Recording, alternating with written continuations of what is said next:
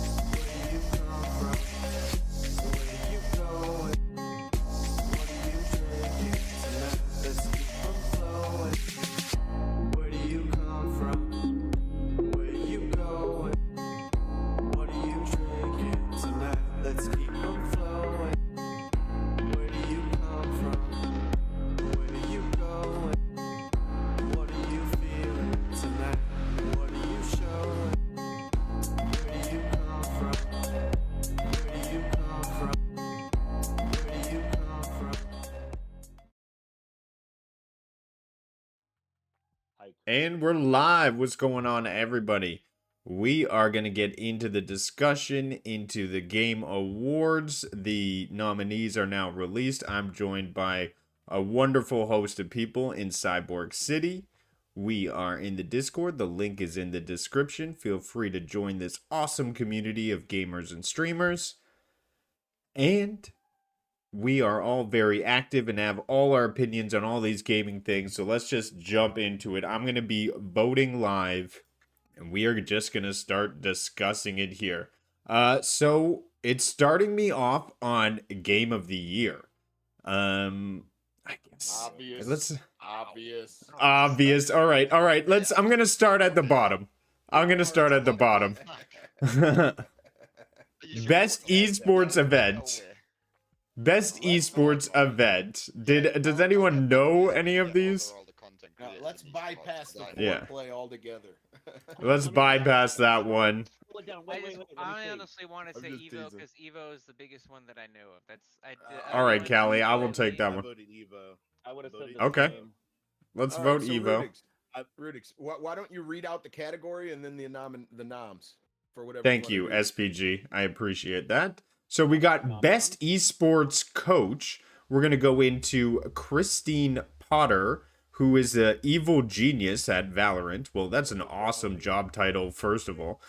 We have Danny Zonak, sourcing from Team Falcons at Counter-Strike. We got Jordan Goomba from Florida Mayhem at Overwatch. We got Remy at Team Vitality with Counter-Strike, and then we got Homie Sun Young from League of Legends. So right off the bat, I just want to vote for the evil genius because I don't know their people. names. I don't know their names, but there's a man that looks like he's waiting for a pastrami sandwich. That's the guy who's got my vote.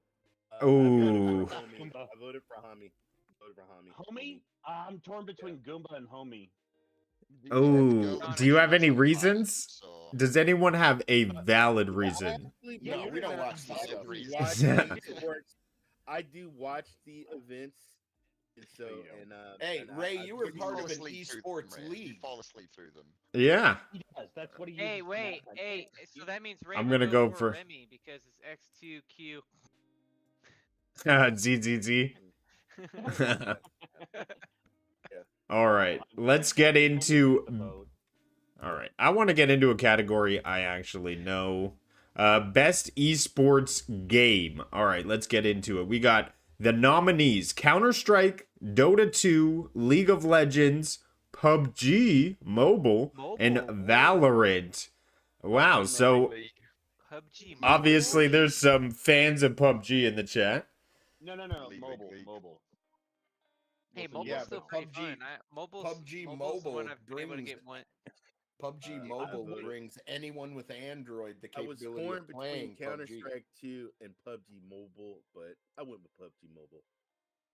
Yeah, Legends. Counter-Strike You're 2. all slipping, bro. Has no one ever League played of League yet? Legends. Come on. No. Come on. That no. IP, it has been Wilson, going strong for over a decade, Bro, more than half my life. Never I played- played all of them. They're the only one that matters is the one that we're voting on, and that's I never PUBG played Mobile. Leaky Legends. I don't know what that is. No, never mind. This is the wrong channel to say what I was about to. Well, I'm gonna give it up to my sister because I don't know too many of these things, so I'm just giving it to Valorant because I know she's a huge Valorant sweat. Valorant. Why do I even bother? Oh, this is the big one. So, unfortunately, none of us are mentioned here, but this is the content creator of the year. We have Iron Mouse, People Make Games, Quack Itty, Spreen, and Cypheric? I don't know who that guy's name is. Go with the quack. I have a proposal. How about we ignore all the people that they actually are, and we give you guys numbers, and we'll say which one of you guys we pick, and then we'll just line it up with those. This sounds so like you a get stroke because fest. nobody's gonna vote for him. No, don't do that. No, I want to be Iron Mouse. Iron Mouse. Iron Mouse. I love Iron Mouse. Of Iron Bet Mouse. you do. If there's one, if one of them look like they're waiting for a pastrami sandwich, I'll be Iron Mouse is actually that's her avatar. So she talks to an avatar. She's so cool. I'm gonna say. Oh wow, Ray, you know the ins and outs. I don't do voting on content creator of the year because the last time I did, I got screwed over. I should have won. Now, I'm still holding that grudge to this day. Ray knows what I'm talking this about. is the category everyone can put one in. Most anticipated game: Final Fantasy VII Rebirth, Hades 2, Like a Dragon, Infinite Wealth, Star Wars Outlaws, or Tekken 8. Like a Dragon. Can we talk about this? Yeah. I don't think any of those are the games that I'm looking forward to. There's so many other things that they just missed out on. Like maybe Outlaws, maybe Hades, but there's so many other things that could have been on that list. Like think Hellblade 2, that should have been up there. Think what about GTA 6. You know what I'm saying? For the first time ever, I'm gonna agree with Wilson. Oh my god. But do games have to have a release date to be on here? Because actually, Outlaws does not have a release date. How come the day before isn't on there? The day before. This is what I mean. Come on. You're hilarious. I nearly went SPG. You got caught there. No, you're a twat. It used to be anticipated. It used to be.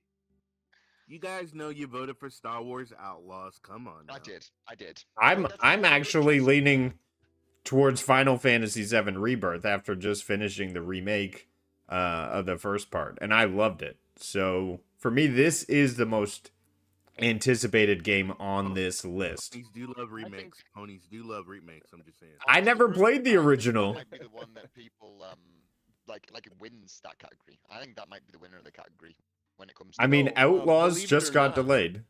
Believe it or not, hooves banging against a controller makes no more noise than thumbs. Just yeah. The Like a Dragon Infinite. I mean, that's for I've never played that series. I understand the Yakuza series is massive, and Tekken 8. I mean, none of us are really combat fighters in here. Yeah.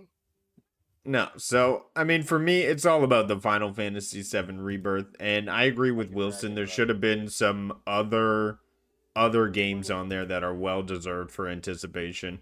Best adaptation. They'll all agree with me. Can we mark this moment? Yeah, we can clip it. I'll timestamp. I already did. Well, it was short-lived. I disagree on that point. Just Ray got, wait, what? What happened? Who got the snake? We have the best adaptation: Castlevania, Gran Turismo, The Last of Us, the Super Mario Bros. Movie, and Twisted Metal. Oh wow! So I've personally seen 3 of them. I've seen 3. The reason, the reason that I say the reason that I think that The Last of Us is going to win is because it is the most adaptable and the most similar to the original material, meaning an emotional beat you had in the game that you cherished or loved or hated, you got to see in the show. So Last of Us, hands down. Can I ask agree you though? with SPG 100%. I It's me, it's Mario. Mario hit so many notes. Yeah, you were in love after one word. Yeah, you were in love. All I have It to hits say so is, many notes of nostalgia. Like if you played all the Marios, you were in for a treat on the amount of like things that it hit. And Twisted Metal, I will say, was a perfect mix of like comedy and action. You like the Peaches song? Sing it. The Peaches, peaches, peaches, peaches. peaches. Come on, Jack Black stole the show. Bowser. Yeah, he was really, yeah. It was. All right, we're giving it to Last of Us because I also agree. It was a great show. It's a great show. Yay. Also, let's go to Sony. Oh, best multiplayer. Oh, this is big because we see Party Animals being nominated. We see Baldur's Gate 3, Diablo 4, Street Fighter 6, as well as Super Mario Bros. Wonder. Best multiplayer? I don't think Super Mario Bros. Wonder should be on that. I could vote Mario for another category. I know that that's also Yeah. nominated for a similar one, which is best family, which is kind of like best multiplayer, Yeah. family oriented. And I could see Mario getting a chance with that, but this, nah. Yeah. I mean, a lot of people love obviously Party Animals, Diablo and Baldur's Gate 3 would be the big ones. I mean, I've had a lot of fun in multiplayer, but it's really geared towards single player. Like it's hard to pop in and out on the multiplayer aspect. I would say Party Animals is really accessible. It's great for streams. Yeah. But the times that you do get into a Baldur's Gate multiplayer session, it's such a novel experience. It really does feel like D&D online with your friends. Do you know what I mean? You can run. no, it does. Can... It does. But to be nominated for a multiplayer game and to have them have to nerf a multiplayer element, I would say probably Party Animals. But the reason that I'm discussing, or the thing I'm talking about, is that you invite a player into your game, you have to murder their character and put them in a wardrobe to get rid of them. In Baldur's Gate. Yes, in Baldur's Gate, they added the wardrobe that you could stick them in, and oh my god! So they added a functionality for you to get rid of. So if somebody just plays with you one time, you're not stuck with their made character. Okay, yeah, because Maker and I dealt with that. It says outstanding online multiplayer, hands down. Yeah, I don't care about none of the games on here. BG3. I don't know though. The design of the multiplayer falters. It messed up with some ways. We had a lot of issues, and sure it was early access, but we had a lot of issues. There's buttons. Callie could go, look. Certain buttons that you hit don't usually. I can't grab. I can't throw. I can't roll sometimes in Party Animals. Sometimes the controlling is not that great for me. But you know what else? Don't get me wrong. I think Party Animals is great. Full crossplay. That one of the biggest critiques we have across multiplayer games nowadays. Party Animals deals with it. It has full crossplay. That's something. I was actually. That's what I wanted to give Diablo a hat off to, because out of this group, Diablo's the only one bringing every platform in. The choices and the decisions that you have to make in BG3, and you can talk along your mates and roll the dice, and I thought that was really cool, especially with the extra buffs on the dice. It was hard for me. I can't come to a conclusion because I get what you're saying, and I do agree with about Baldur's Gate, but it also had not so many issues, but it has a lot of issues with its multiplayer, or had, that you never saw with something like Party Animals when it came. It just worked. You know what I mean? Not to mention, Baldur's Gate still hasn't dropped for Xbox, which limits multiplayer. Yeah. Anyone who's on Xbox doesn't have that choice. And can you play between PS5 and PC? I don't think that's crossplay. I don't know. I don't want to guess. Yeah. But that's why I gave it to Diablo, because I believe having open multiplayer is the way to go, and I want to support that. Regardless of what platform you in, you can jump into a game together, and that's what's important to me with multiplayer. Best racing / sports. So we have for the best traditional and non-traditional sports and racing games, we got... Okay, that's why this is it. EA's Sports FC 24, F1 23, Forza Motorsports, Hot Wheels Unleashed 2, and the Crew Motorfest. So, unfortunately, I have not played a single one of these. Does anyone have some input on these? I know Ray... Hold on. Vet, you may have played some Motorsport and Motorfest. I played Hot Wheel. I played Forza Motorsport. I played Forza, Hot Wheels, and the Crew. Forza Motorsport, hands down. You say that Dandroid had a lot of complaints and criticisms with that on its first release, didn't he? That it needed a lot of tuning. Although this isn't me. This is... When I played it, I had no issues with it. FC24 though, because honestly, that's I wouldn't vote on number that. one. You couldn't pay me to vote on that because it's an EA product. Everybody on the planet loves football. That's all soccer. over the world. Well, I don't see where does it say football. All I see is EA. Also, I got to give it up to the Canadians, because right there it says EA Vancouver. I'm like, should I vote? We already know who you're voting for. Yeah, I give it to the Canadians. Why wouldn't you go with Ubisoft then? Because Ubisoft's France. There you go, They've got Canadians. They have Canadians, but I voted for FC24 too. Shout out to Vancouver. Best simulation / strategy. So the best game that focused on real-time or turn-based simulation or strategy gameplay, irrespective of platform. So where's BG3? Because that should win this. Am I crazy? See? Someone in your chat even agreed. Forza's gonna win it. Hey, every time Forza's in the category, they usually win. Infinite Doc. What's going on? Thanks for stopping on by. Thank you. Vet agrees. Thank you for agreeing with Vet. Appreciate it. Suspicious.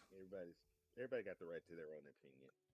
Hey, he's probably right. I don't know the history of Forza Motorsports in the category. However, Vet did say highly coming in, saying that it was a great game.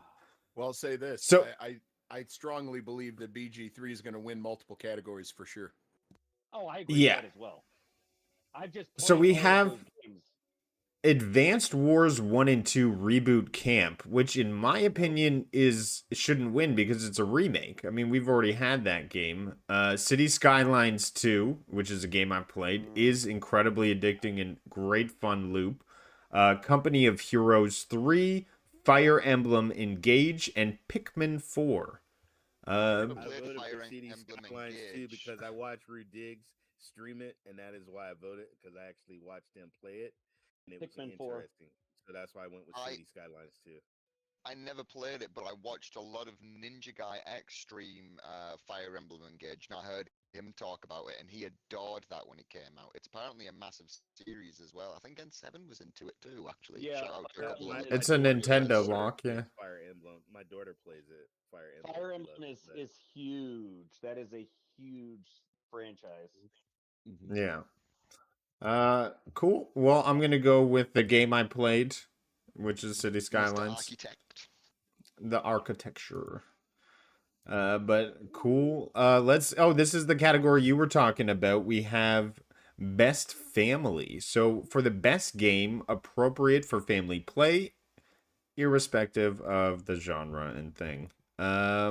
So we have the nominations: Disney Illusion Island, Party Animals, Pikmin 4, Sonic Superstars, as well as Super Mario Bros. Wonder. So this is where I feel Party Animals, Super Mario. Big Party Animals. Mario's gonna win it. Mario Wonder will win. Hey, Infinity Doc. Hey, if you ever feel like jumping in the panel or just hanging out in the Discord, the link is in the description. Feel free to like, subscribe, all that good stuff. Or throw it in chat. We love it. We love the input. So I've played Super Mario Bros. I've played Party Animals. Those are the 2 on the list. Has anyone got into Sonic Superstars? I've tried it. It's not one that I would play. Okay. I was into Mario Bros. Wonder kind of captured it, and so what sold it for me was just the fact that you could play any of the characters, and then the transformation, like to the elephant and all that other stuff. I was blown away with it. Yeah, And they have so much remember, accessibility. Party Animals, you play it on multiple platforms. Yes. Yes, that is true. You can play Steam or Xbox. It doesn't matter. For me. Yeah, it does actually specify that, irrespective of... yes, irrespective. So I'm trying to respect the irrespectiveness. We have the best fighting category for the best game designed primarily around head-to-head combat. God of Rock. I didn't know that was a fighting game. Mortal Kombat 1, Wilson's baby. Nickelodeon All-Star Brawl 2, which was Dorgon's pick, I remember him saying. Pocket Bravery, as well as Street Fighter 6. So Nickelodeon All-Star. Mortal Kombat 1 for me. I have it, played it, beat it, and you can play Peacemaker, John Cena, and the character from the Invincible. Ooh. Yeah. Peacemaker is not available yet, but I will say Omni-Man from Invincible did just get released yesterday, I believe. It is out now. I've been playing with them today, and it's awesome. Absolutely awesome. But, right, Mortal Kombat's my winner. But I still think, right, it's a little bit more than that. Right, I don't love any of the entries this year. Mortal Kombat is fun, and it's a great IP, and I do enjoy this one, but it's still, compared to the last ones, I don't know, I feel like the fighters of this year took a bit of a dip, but I've not experienced them all. Infinity Docs. Like the actual fighting mechanics have suffered since Mortal Kombat 3 days. Hey, Miss Phoenix, thanks for stopping by. We're just discussing Game of the Year. SPG, which one are you talking about? So, Sega's? the reason why I want to vote Mortal Kombat 1 is because I've just heard Wilson talk so many good things about it. But I know, and Infinity Doc is saying it, Street Fighter 6 is coming out with a very strong and highly rated game this year. So, and you can't forget Nugs for the win. Hashtag Nugs for the win. I mean, for real. Y'all just, you guys don't understand.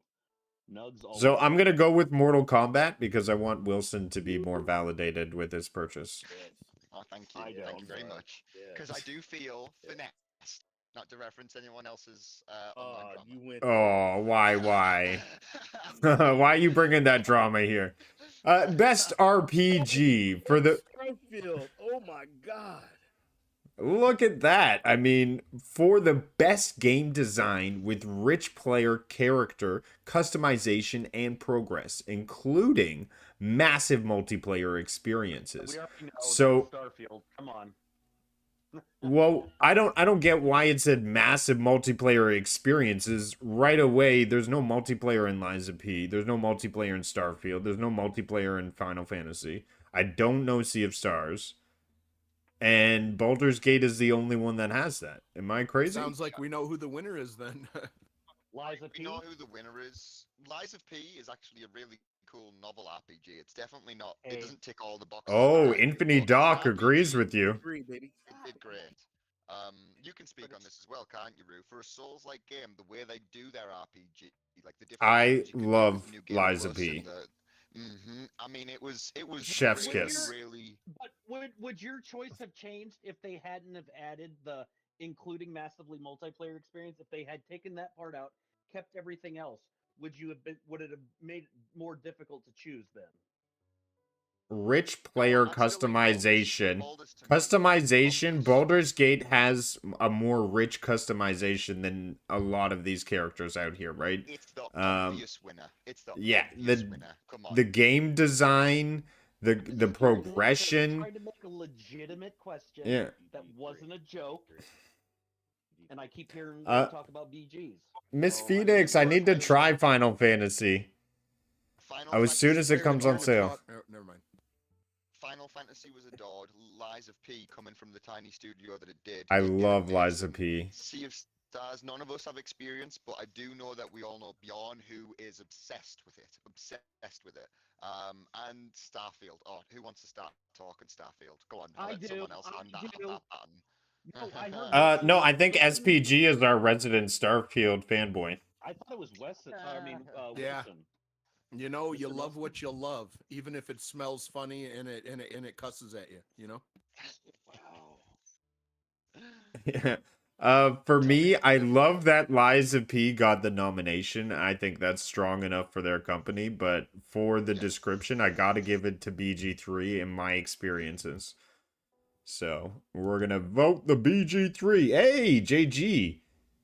Is the best community support next? We will see. Thanks for joining the stream. It is? Wait, what? Sorry, I got sidetracked with whatever Miss Phoenix is talking about. Miss Phoenix is saying if it smells funny, talk about Vet's underpants. Oh my goodness. How does she know about what they Wow. Hey, Miss Phoenix, we don't talk about stuff out in the public, especially with a group of people. There's some hecklers. Oh, it's all good fun. Keep that behind It's the all doors. it's all that cheese. It's all that cheese. From way under. Way down. Under. Best action adventure. For the best action adventure game combining combat with traversal and puzzle solving. I'm sorry, I may have to leave. Alan Wake 2, Marvel Spider-Man 2, Resident Evil 4, Star Wars Jedi Survivor, or The Legend of Zelda, Tears of the Kingdom. So let's read it. Alan Wake. Well, I don't know. Best action adventure combining combat with traversal and puzzle solving. So I will say I feel like it might be those two. Alan Wake's traversal does my head in. It's very hard for me. Where the traversal in Spider-Man is freaking phenomenally fun. Is so much fun. I can't stress. Puzzle solving, Spider-Man 2 doesn't have puzzle solving, does it? It has Yeah, it does. some, but it is. But it's. I didn't play it, but can I bring the people who did play it back to Zelda earlier this year and how much you loved the navigation, how much you exactly. loved That's how much I was getting to that one. Yeah. Spider-Man 2, baby. Spider-Man 2. it's Zelda's no, gonna Zelda, win. Resident Evil 4. if I'm Zelda doesn't win, it doesn't I'm not entertaining. It should not be on these lists. For the puzzles alone, this is rigged. Can I ask a favor? We just don't acknowledge Resident Evil 4 for any nominations that it gets because it doesn't deserve nominations when it's like a 20-year-old game. It's this panel's opinion, at least Rudig's opinion, who's voting, that Resident Evil 4 does not deserve to be Game of the Year because it was released way back then. It should be dated. Remakes and remasters should be dated on the year their gameplay was released. But that being said, Jedi Survivor failed for me in traversal. I hated just jump boosting. And then Legend of Zelda obviously blew it out of the park. I mean, so many epic things. Shush. Shush. I love how you start. No, come on. Give it. I like Survivor. Give it right. Come on. Let's talk Survivor a sec, fellas. All right. Yes, it has issues. Let's open the floor. Yes, the arc of Cal is kind of wasted, but who Neil cares? J. That's not what's good. What was good was that traversal. All right, the puzzles that you had with the traversal. It was so I rebut that. Traversal was freaking awful. Awful. The way the map was vertical and like. How were the horizontal animals? At the same time. How were? No. The combat was fun. The hook of killing people and then using dark force powers at the end. All that was cool. Oh, everything else was junk. Yeah, so good. Combining combat with traversal and puzzle solving. Those three factors: combat, traversal, and puzzle solving. Survivor Zelda was good. It was good. I'm not saying it wins. No, it falls short on I'm not a big traversal. Puzzle solver guy, and if traversal involved puzzle solving, fuck that. Swinging on to me, webs and beating Survivor bad guys. was good traversal. Like you got the mount after a little while, you're able to ride around on it, and then they also added what are you talking about? Mounting and what? Mountain and riding? The mount was terrible. The mount was arguably very bad. listen. You were faster than the mount on foot. Was fun. I liked that little puzzle where you had to unlock the little vents, and then you would fly the little bird over the vents to get to the next area, solve a puzzle, and continue on. I enjoyed it. I thought it did a pretty good job with traversal in the game. Well, And I Miss love Phoenix the says, power that I'm voting, so I get the final say.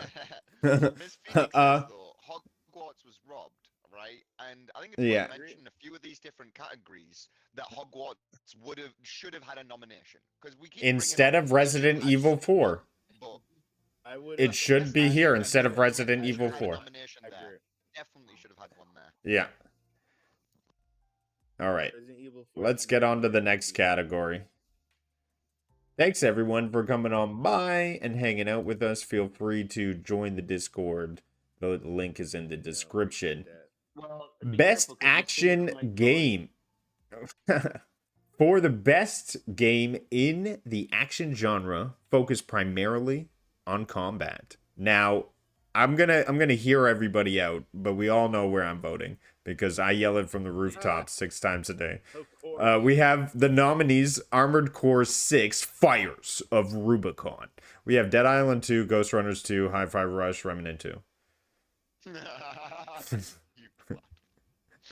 Based on the emphasis put on the words, I think I know For the- your choices. I was gonna say For the best game in the action genre, focus primarily on combat. Now, we'll start with Remnant 2. Focus primarily on, I don't think so. Our time in Remnant 2 was focused on who's the leader.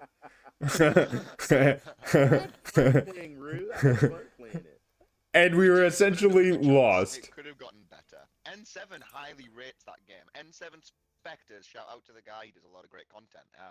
He loves that game, and so does his community. I think there's a lot of good things about it.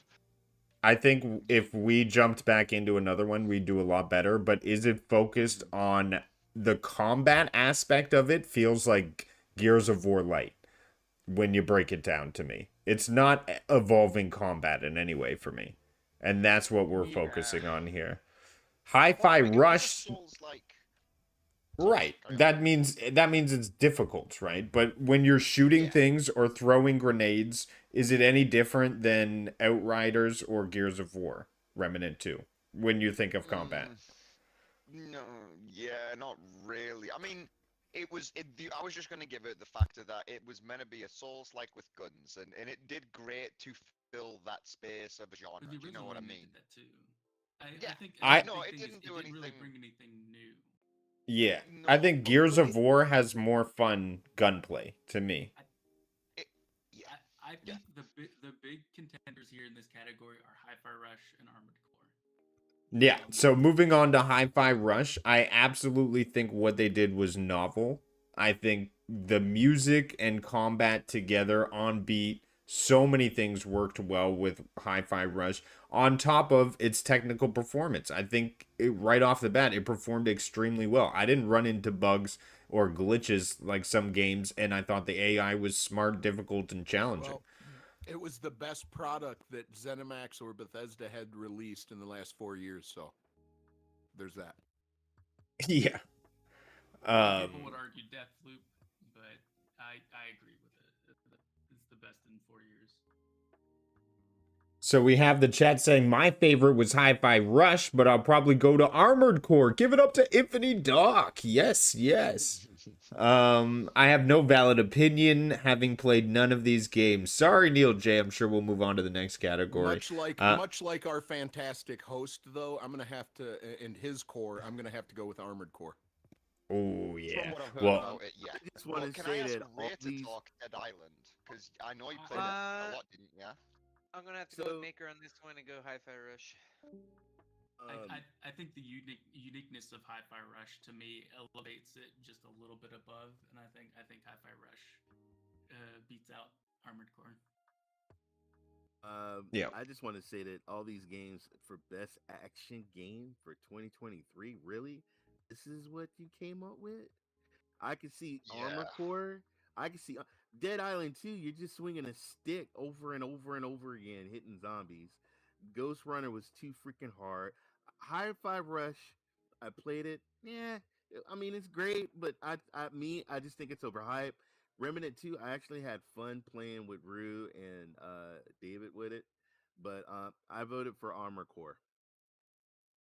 Yeah, so Armored Core to me had the blockbuster action moments that I've been wanting in video games. You could strap on 4 huge guns to your body and just blow up everything. Yeah. Be sure to clip that and add it to the soundboard. So you could do all of those explode, and the bosses huge, epic. The moments massive. This cutscenes, the scenery, like the combat in it, I thought was next to none of these games in comparison in what I felt in the scale of what I was blowing up. I was blowing up massive, huge things in these games. And so that's why I'd have to give it to Armored Core. Was the boss moments, the variety of weapons, and my love for the game. I beat it 4 times over. So. Oh, I love Armored Core. Maybe I should play it again. Best VR AR game. Wow. So augmented experiences. Too bad we don't have Urban World in the house. I do not have too much to say on this world of gaming. I just wanted to clarify. Urban World had this on Cowboys as well. All these games are PlayStation VR 2 games, and none of them are PC VR games. So he couldn't say one or the other on any of these. Oh, that's an interesting takeaway. Yeah, I can see that. Call of the Mountain, Turismo 7, Synapse, Humanity, and Resident Evil I wasn't sure about. So absolutely. It's almost like PlayStation had a significant investment, or they're releasing some new information and trailers on this Game Awards, and they want them to come back and do that. I voted for Resident Evil Village. I voted for Hey, Resident can you Evil pay enough Village money? because you could motorboat the tall lady's boobies. Hey, VR. listen, Rudy. I have a question Oh for my you. god! Right? Can you pay enough money to get your own like a segment or Yeah, probably. maybe they did that. Yeah. Can I bring up the Who's gonna win the Xbox best games? PlayStation VR game? We're only looking at PlayStation VR games. Yeah. Well, Hi-Fi Rush got nominated 5 times. No, I was going to say, can I bring up the lack of Xbox nominations, and can we either talk about it now or towards the end of the show? Because it is something being talked about online, isn't it? The amount of PS. Does anyone have any input feel that for this one? Starfield Because got I'm going to robbed? vote Humanity. It's the only one I So, voted. I would vote Horizon. You know, you don't have to vote. You can skip it if you don't have an opinion. I've heard really. good stuff about I know, but I played Humanity, I guess. Okay. So yeah, let me hear. What's this Xbox? You think Xbox is getting snubbed? What did Xbox bring to the table that makes them deserve to sit at the table, Wilson? Redfall. I did want to say something real quick. Wilson does bring up a good point, and I think that there is partially a reason why it's probably harder for Xbox games to get nominated than PlayStation and Nintendo, is because less people use Xbox, so they're less likely. There's less critics actually reviewing the games. If you look at Xbox reviews compared to like Spider-Man 2 reviews, Spider-Man 2 has like 150 reviews out there, whereas Starfield has 90. I mean, that's pretty significant. Is that a general fact? Is that a general fact? That is Xbox a general has got a fact, lower population. Less critics are reviewing Xbox games than PlayStation is. Crazy. Well, thank you, Maker, for bringing a light of truth and facts to the table. Since less reviewers are reviewing these games, that means like when it comes down to these shows, that means they're taking over 100 outlets, 100 critics. And if Xbox only had like 80, 90, like I know Hi-Fi Rush had something a little over 60 critic reviews for that game. Now, if only the critics would give the proper scores per game they're playing. There's been a lot of what do you call it? What's like, the terminology for that? Where you get an incentive. I was like, it's like going to like a food eating, or not a food eating contest, like a food contest where all the judges ate one pie, and then only half the judges ate like a peach cobbler. You know, Right, I'm more. and then that peach cobbler doesn't win There's- because it didn't Essentially, get as there's much just a votes as lot that more pie. eyes on. Essentially, there's just a lot more eyes on the other things and a lot less eyes on Xbox. So it's harder to see those things that Xbox produces. Well, the only reason I bring it up is because look at the critical response or critic response to Starfield. And after 2 or 3 months, like the player base has dropped off significantly, but like they gave it 10 out of 10s across the board. I've heard critics who said that they think it's a better Game of the Year contender than Final Fantasy 16. First of all, guys, you have to respect other people have different perspectives in gaming than you do. You have to respect what you feel does not mean that person feels on that game. And so just because you hate the game doesn't mean that person's gonna hate that game. I'm just saying. I'm talking about critic scores, not hater or like or not. It's like there's an incentive for these companies to give people early access to certain titles or monetization incentives for their channel or to go to an event or whatever, and they give these games not proper scores because they're trying to kiss ass to the company rather than kiss ass to their. They do that across the board for all. I feel like they do that like Cyberpunk was getting like 9s and 10s, like from day one, and we all know that game had a lot of issues. Yeah, it did. I tell you what, if they would have released, I don't think Cyberpunk it's an Xbox issue. If they would have released, I know it's on the list, and Cyberpunk is on the list this year, and it shouldn't be, and not for Game of the Year. But I think though, if Cyberpunk would have released in 2.0's like that version, if we would have been given that this year, I think it would have been a Game of the Year contender for sure. It's not though. It's not. No. Yeah. Yeah, no, I don't think it deserves to be up there. Like to me, Hi-Fi Rush deserves it more than Starfield.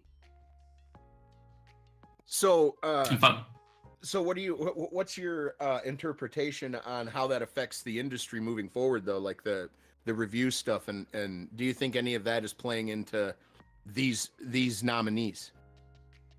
Resident Evil 4 is nominated for Game of the Year, folks. Come on. I mean, it's up to the critics, really. Like come on, seriously. Resident Evil 4 Remake is nominated Game of the Year.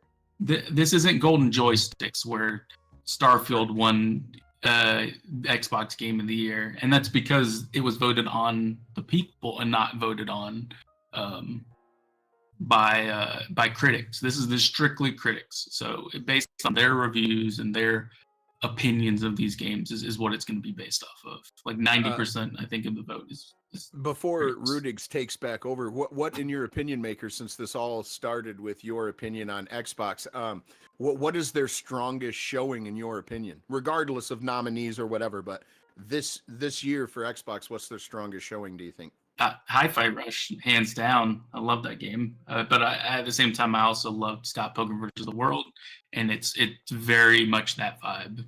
Right on. And they've had some great indies throughout the year. Well, let's get back to the voting here. We have best debut of indie game. So for the best debut game created by a new independent studio, we have Cocoon, Dredge, Pizza Tower, Venba, as well as Viewfinder. Now, all of these games, unfortunately, I have not played personally, but I know Maker, for instance, has talked about Cocoon. We all saw the curiosity of what Viewfinder did with the world that transformed pictures into the reality on the PlayStation Showcase. So that was interesting, but I'm going to open it up. I mean, if you guys have comments on these games, I think this is a category I may have to skip my voting on.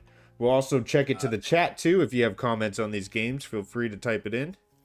So the only two games that I know of is Dredge and Cocoon, and I voted for Cocoon.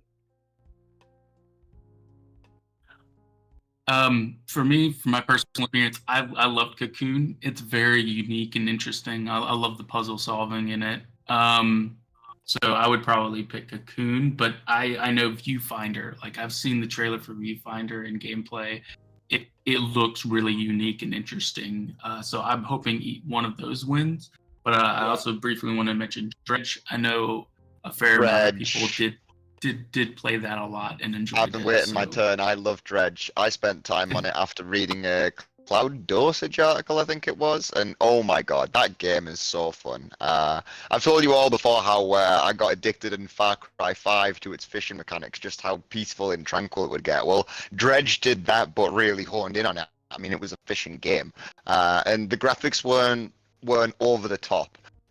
It was they were indie graphics, you know what I mean? But those graphics often resonate a lot better to create these atmospheres, and Dredge really did that. It created such an atmosphere while still giving you just like a simple thing to do where you could just log out. Do you know what I mean? Just wind down, not really think about it. I love Dredge. Dredge was awesome. That's my pick for the indie category. But Cocoon is something I didn't get round to, and I've seen a lot of good, and I've heard a lot of good from Maker. And whenever he loves an indie, I'm short to follow. So I'll probably love that one too. But Dredge was my pick. Well, I'm gonna skip it because I don't think it's fair if I haven't played them. But it's good to hear your input. And then the best independent game. Wow, I'm striking out 2 for 2. I need to turn on Sea of Stars just to try it out here. For outstanding creative and technical achievement in a game made outside the traditional publisher system. So we have Cocoon, Dave the Diver, Dredge, Sea of Stars, as well as Viewfinder again. So this almost echoes exactly what the last category was, except we have Dave the Diver replacing one of the games there. So I assume all your comments will be the same. Yeah, I have not played this, but I have watched the fantastic and fabulous Willie Lowe play Dave the Diver. Yeah, that's true. Heard nothing but fantastic things about Dave the Diver, so I hope they get it. It's Sea of Stars for me, because it reminds me of an old Sega game that I played, and I watched somebody stream it. It looks amazing, graphics. For the kind of like pixel style, so Sea of Stars. Oh, interesting that Infinity Doc is saying that Dave the Diver is not necessarily an indie. Oh, really? Yeah. A lot of people are criticizing it because their parent company is Nexon. So, and Nexon is a pretty prominent publisher of games. Like I think it's like a big corporation. Yeah, I've seen them in games. So yeah, that's interesting. It's not really an independent, but maybe their funding was outside a traditional publisher system. I'm not sure. Yeah, I've heard a lot of people say that an independent game would be self-published, and technically Dave the Diver was not self-published. Oh, here's a spicy one. Best community support. Did you have more? Sorry, continue. Yeah. Briefly, a lot of people were commenting that technically Baldur's Gate 3 is an independent game because it was self-published by the company. But I think that would also, if it got nominated, then it would have won Best Indie and Best RPG. And I don't know how I feel about that. I think Cocoon's gonna win just because of how creative it is, but Sea of Stars is also a really good shout. So this category is called Best Community Support, recognizing a game for outstanding community support, transparency, and responsiveness, inclusive of social media activity and game updates and patches. Now, there is Baldur's Gate 3, Cyberpunk 2077. Am I to say that that's the whole game as a package without Phantom Liberty? Destiny 2, it's talking about the Final Fantasy 16, and No Man's Sky. So who's been the most supportive to their community for responsiveness? The obvious winner. No Man's Sky, dude. There's one obviously. Final Fantasy 14. Larian, what are you talking about, SPG? Listen, Larian Studios. Name the category again. Best community support, recognizing a game for outstanding community support, transparency, and responsiveness, inclusive of social media activity and game updates / patches.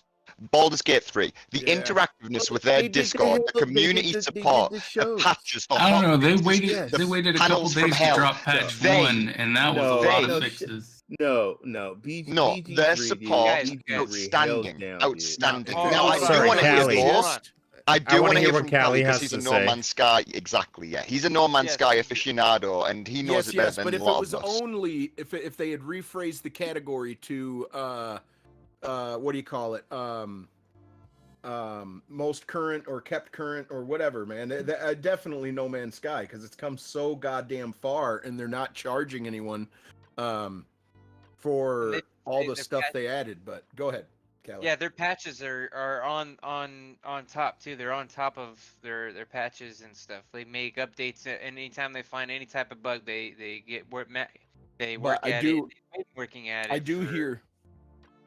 do hear what David is saying. Because BG3, they've done phenomenal stuff for. Hold on, they've done phenomenal outreach for their community. They did the panel from Hells to show you what was coming up, and that was during early access. They have done a hell of a lot of stuff. You know this as well as I do. I couldn't give you a real statistic, but something like over 60-70%, a large chunk of the variations in that game came simply from the community telling them this would be a good dialogue line, this would be a cool thing to happen here, this would be a good option, and most of them are implemented from community suggestions. It all came from the community of people who loved Divinity Original Sin 2 and wanted to see this project flourish. They had a following before it actually started development, and all through early access it had a lot of input from the community, which created and shaped the game that it is today. A lot of input from the community. If you go all the way back to the beginning of BG3 when it was first entered into early access onto Stadia, they were trying a new controller scheme. They had a different UI at the time. The game wasn't fully fleshed out. So anytime you ran into a bug or an issue, or hey, the hot bar sucks, this or that, all these things were changed due to player feedback. So that is amazing. Transparency. I think the guy was always like he didn't BS. Honest.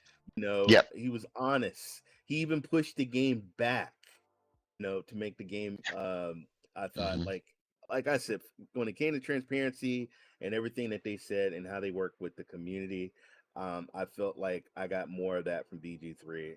And as a matter of fact, they're not done taking feedback. Maker had a major problem with BG3 in certain areas, not auto-saving when you first encountered the area. It should always auto-save when you open up a new area. He lost probably 10 hours to that all by itself. So or there's a Carlac bug. The Carlac bug that lost me like 2 hours. That was fixed like a month later with their second big update. So they've been on it with fixing stuff. And Cyberpunk, to Miss Phoenix's point, I really want us all to talk about Cyberpunk, all right? Because I feel like it kind of has a place in this category, but it doesn't deserve a win, all right? It's sure it deserves a place because they have done a U-turn. They've done a U-turn on the game that came out. And everything that was promised, but also the roadmaps that they talked about, their social media presence, all of these updates and patches, they eventually came, but not when they told us they were going to, not in the style they told us they were going to, because they also said the first DLC. Whether this was part of their marketing, because I followed it really closely back on Stadia days when it was flopping and all that, right? They released loads of roadmaps for hotfixes and patches and for future updates, and all of it was meant to be free for like the first 2-3 years, and it was going to be all this big stuff to make up for what we didn't get. And yeah, sure, we got update 2.0 for at the same time as the Idris Elba DLC, but It just felt. But in the time between it was released and the time between 2.0 came out, there was a large period of time where they went radio silent. It was right around the time what I mean. they figured This is out what I they mean. were rebuilding their fighting mechanics and their RPG mechanics. I think we're taking the entirety of the game. I believe this is mostly talking about this year alone. So if we're just taking this year alone, I would say that they've done a really good job of being transparent and saying what they're going to be updating. And I think that's a big, like, because transparency is literally in the definition, and they've been pretty transparent. Yeah, we're going to be. I think they've done a good job, but I just think their original falter, and they've had some ghosty moments. Do you know what I mean? Like a lack of communication here and there. Yeah. So I just I'm assuming No Man's Sky when that first came out, though. I'm assuming we're talking about the. Hey guys, I'm assuming we're talking about the best community category, right? I just want to give you a heads up. We are live. Yep, no worries. Yeah. I figured. Yeah. No, but because I think when it comes to something to remember about the community thing as well is also like the work of the community managers on social media and how they engage their players. And I feel like Cyberpunk has had a lot of that in chunks. They like when there is stuff happening in the game, they have a lot of social media presence, which is really good. They're really good at engaging their fan base. But comparing that to the community management at Baldur's Gate and like the whole like my TikTok feed is basically full of just people like fanning around the voice actors who are doing their streams, and like there's a whole community building around all of these voice actors and their streams of the game, and that is creating memes that is then being taken up by the official accounts. You had the they're creating this feeling of a massive D&D family around the game in social media, which is something also to take into account. Wolfheart FPS. Yeah, what a guy. Yeah, and also like the High Rollers, the campaign, that the one shot they did with Bing Bong the imp. Yes, they actually had the voice actors playing their characters at the D&D table. That was really cool. Real quick, I want to give a shout out to that Wolfheart guy. This is the first developing community that or developer that reached out to their own community and had. Yeah, he's a streamer, but he's not that well known. They brought him in for a panel from hell. Like he was able to go there. It was actually the one where the Viking guy chopped off the head of the frozen Illithid. And then there's also the. I mean, in the last panel from hell, I remember when Josh Strife Hayes, amazing YouTuber, was there and asked them like, why is this game worthy of the name Baldur's Gate 3, comparing it, like adding it to the bulk of Baldur's Gate 1 and 2, which are like literal masterpieces of old.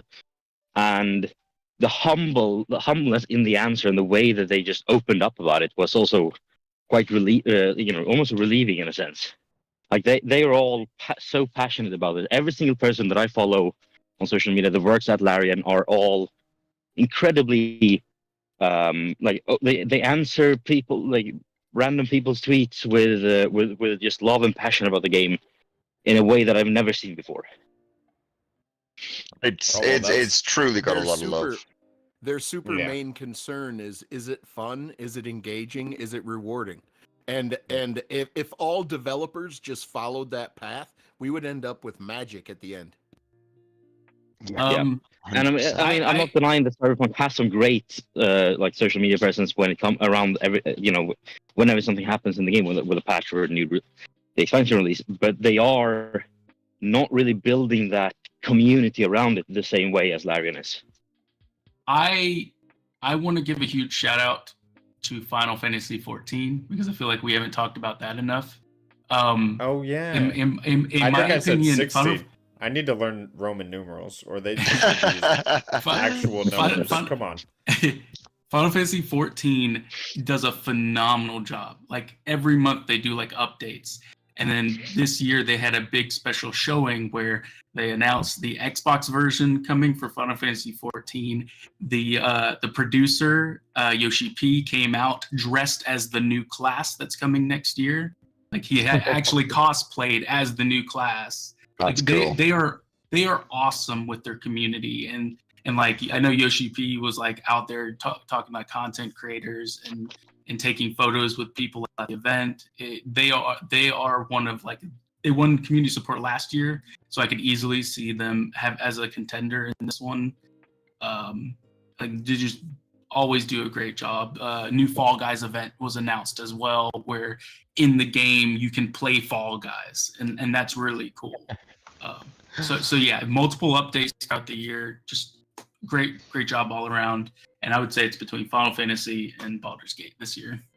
And as Phoenix is saying, these are some paid service ones, and it's interesting to point that out, that Destiny 2, Final Fantasy, they are both paid games for seasonal and update content, and that may be why they have such a strong presence when it comes to community and social engagement, because, you know, that's literally how they're going to get people to play their games, pull them in that way. Well, a lot of MMOs are pay monthly, so it. Like, do you have World any of comments Warcraft on Destiny though, Rue? I know you don't play it as much anymore, so you may not be able to speak about like current community support, but you've been a bigger Destiny head in the past. I've heard that there's a lot of controversy for this being even in the category. I mean, I think Strand was looked upon as pretty harshly not liked. The last expansion fell kind of flat when compared to Witch Queen and how epic that was.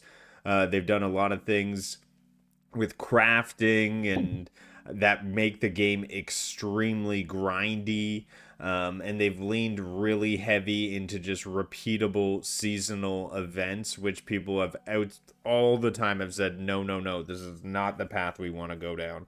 And I mean, they still have, what's it called, Gambit. I mean, get rid of Gambit. Oh my goodness.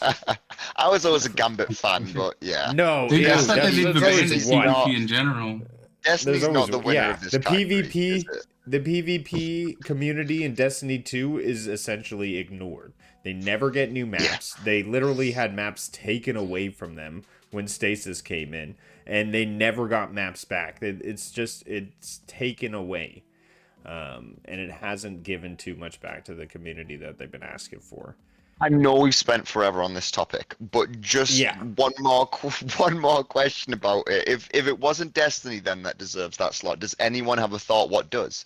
Does anyone have another game that should have been up here for? It's an amazing game. I didn't imagine this one to get the most talking out of, and the community has a number of comments. I have a suggestion for what I think deserves that slot that isn't there, and that's Guild Wars 2. Yeah, it's what? Sorry, they laid off more than half. Guild Wars 2 launched. I mean, they launched a new. Guild Wars 2 launched a new expansion this year, which is really well loved by the community. They've also redone the way they're doing expansions. They're finally going back and reworking the World versus World PvP, which hasn't really seen a rework since the initial launch. They're doing it a lot like beta testing basically every single balance patch with their community. So I think they deserves to be on that list. There we go. Shout out to Guild Wars, another one. I genuinely think they deserve to be on the list. Another one that I could also see, World of Warcraft. Surprisingly, I mean, just at BlizzCon they announced the new official hardcore WoW servers. Oh no, the official hardcore WoW servers were earlier in the year. They had Season of Change or Season of Discovery, I believe, is the new one. New season for World of Warcraft Classic, so they're trying to change up the games that they have already. New expansion announcement, and just I feel like throughout the year they've been listening to the community because of the uprise of like hardcore WoW. I know even like Ashes to Ashes hopped into hardcore WoW and started giving that a go. So I think that they've done a pretty good job as well with community support. Well, what did I pay attention to? What's my vote going to be? We're going to move it forward here. Come on. I'm going to give it to BG3 because I actually watched the panel of hell with you guys and the other games I can't really relate to in the same way. And I feel like, honestly, Cyberpunk's past deeds can't make up for the future. I know Maker said we're supposed to be judging on this year. Yeah. But damn, was Rudy's, that you're a wise communication faulted me. Because we were supposed to get so much more with Cyberpunk that we did not get. We were supposed to get multiplayer. We were supposed to get third-person mode. We were supposed to get a variety of DLCs. Didn't Witcher to 3 even get Game of the close Year? to their original, to even get close to their original vision, though, they had to rebuild the entire game pretty much mechanic-wise. So, I do have to. My hat's tipped to them, but you're absolutely right, Rudigs. You're a G. They didn't deliver on what was promised. Not even close in the beginning, anyway. Can I just Question ask you, though, then, CD can a game Projekt that's Red, not- their last... sorry, John, go ahead. Yeah, sorry. Question: can a game that's in early access be on this list? I don't know.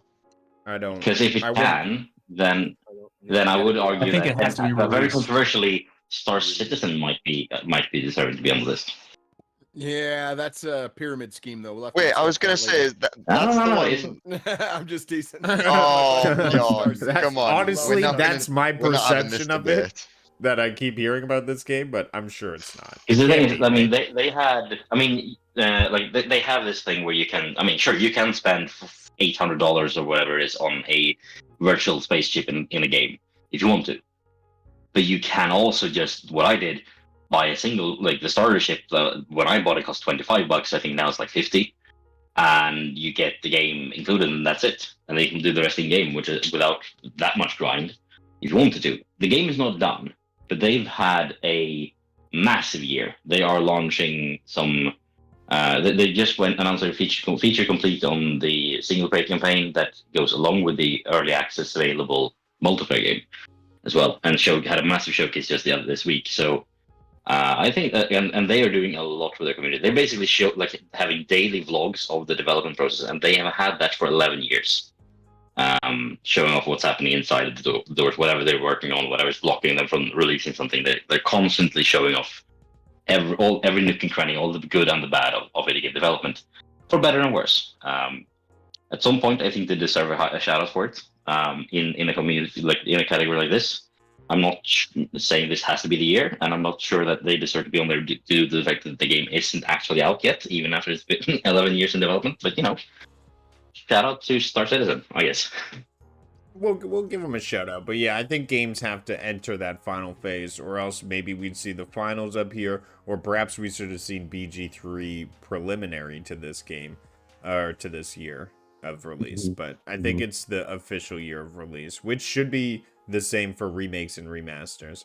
But Best Ongoing, awarded to a game for outstanding development of ongoing content that evolves the player experience over time. So, a lot of the same games here. Cyberpunk 2077, obviously, with their DLC. So, Best Ongoing to me just seems like DLC for a development of ongoing, but the DLC was definitive and ended, so it's kind of like a non-starter. It's not just DLC, and right, so Cyberpunk, disregard and Phantom Liberty, although you can also include it into this if you want to, but it says, what is it? Awarded to a game for outstanding development of ongoing content that evolves the player experience over time. I think Cyberpunk genuinely wins this category. That might be controversial, but it U-turned from its original player experience. From the original player experience, it's done a bloody U-turn, even with update 2.0, disregarding Phantom Liberty, complete U-turn to what you originally had, and that's why I personally think that one wins this category. That's the one it does deserve to be nominated and won. But that's it's just hard me. to give ongoing to a game where Cyberpunk is the only game which will not release new content next month or the next year. To say that, no, where but Apex Legends is gonna. Final Fantasy, Fortnite, and Genshin will all be... Over the course of this year, they have U-turned. Or they have from January this year to now. I don't know if any of the other games have U-turned or transformed as much as Cyberpunk has. I could be wrong. That could be really controversial. I mean, I don't have the list in front of me, and so I don't know if it's even on the list, but I recall it is. And I haven't played this game in years, But I mean, No Man's Sky feels like it should be on this list and should be contender for this list every single year, because I mean, those guys are just keep making the game better year after year. And I mean, yeah, you gotta applaud that, right? Oh, Phoenix doesn't want me to give it to Cyberpunk, saying that it took them 3 years to give us this one bit of thing, and so it doesn't feel like best ongoing, which I tend to agree with. I think Go Maker. A big issue I have is, to me, Cyberpunk was more fixes, I guess, for things that they've been needing to fix. Should have been there. Rather, I agree. Day one. I agree. Rather than this being an ongoing or evolving game. I know it changed the game, but it has evolved the player experience over time, correct? Like, you can't deny that has happened. From January to November this year, the player experience has evolved dramatically. But I think live service games should have a higher priority in something like this. Oh no, they are constantly changing. I get most people probably won't agree, but for me, Cyberpunk's the winner of this category. But that's just it really has transformed, and I want to give it credit to that. But I imagine you guys will have very different opinions. I mean, for me, Fortnite's the only one that's delivered an experience for me that's been ever going and changing. I mean, I play it on a weekly basis with my siblings. Shout out to Family Game Night Wednesdays at 10 p.m. But that's the only one that's delivered an ongoing changing experience. It won last year, so I don't know. Did it? I think it's probably going to be Genshin or Final. Interesting. Ray, do you have any thoughts on these games? I mean, as a father to a son who's a Fortnite nut, yeah, it's definitely ongoing, because this kid for his birthday, that's all he wants is V-Bucks, because he wants more Fortnite, and it just goes on and on and on. So yeah, I would definitely, I did vote Fortnite actually for ongoing. Yeah, I got to shout out Fortnite for Family Game Night. I mean, I'm a bit out of with the development of Genshin, because I've stopped playing it since like April or something. But I mean, I might be wrong in this, but I think it's pretty much like the game, the amount of content in Genshin has basically doubled this year. Like they are like every 2 months they're launching new content, like massive sweeps of new content. Actually, Final Fantasy 14 won last year, so. Someone stop Rudix from voting Fortnite. You could have done that, Phoenix, but I didn't read it in time. So we're talking innovation in accessibility. So recognizing software and or hardware that is pushing the medium forward by adding features, technology, and content to help games be played and enjoyed by an even wider audience. So we got Diablo 4, Forza Motorsports, Hi-Fi Rush, Marvel Spider-Man 2, Mortal Kombat 1, and Street Fighter 6. So accessibility options. So I personally am fortunate enough I don't deal or I don't have these barriers, so I can't speak too much on this or how much it's involved. But I do know that Spider-Man 2 has a lot of options that you can flick on and off to change up accessibility, to make it easier, or to bring down things that would, or auto solve puzzles, or make swinging a one-button press. I mean, there's a lot of things they do to make it accessible, and that I've seen them do. Yeah, and I mean, I got to shout out Able Gamers and Alana Pierce, who has, they've hosted the accessibility work for the last couple of years, but also, like, those two have been quite driving in getting the industry to this point. Because I mean, this category is only a few years old, and I'm very glad that it exists, because it was just a few years ago where having a one-button mode for accessibility's sake in a game like Spider-Man was like, if that 10 years ago, no one would have ever done that. It was like unheard of, and now it's normal to have something like that or a game of that size, which is just, I mean, great job up to the whole industry for that. Can I bring up So- Forza? Can I give a shout out to what they've done? It was a big thing when they released earlier this year, their accessibility features. It was the one thing being talked about in the game.